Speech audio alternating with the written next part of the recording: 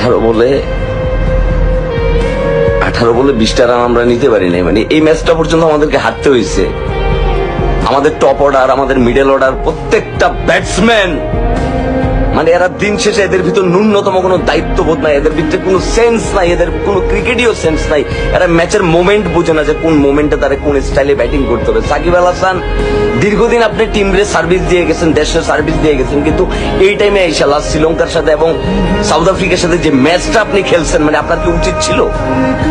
আপনার কি আরেকটু দায়িত্ব নিয়ে খেলা উচিত ছিল না আপনার? লাস্ট 2টা বল ছিল 6 মারার মতো, লাস্ট 2টা বল। তাদেরকে আর দোষ দিয়ে লাভ কি?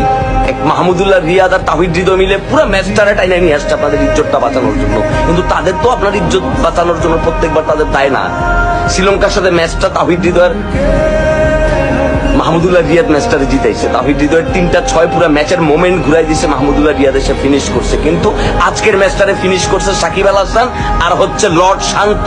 এই লর্ড শান্ত হচ্ছে পৃথিবীর সকল লর্ডের লর্ড, সকল লর্ডের লর্ড। ঠিক আছে, আপনাদের জন্য রাত জায়গায় কোনো লাভ নাই।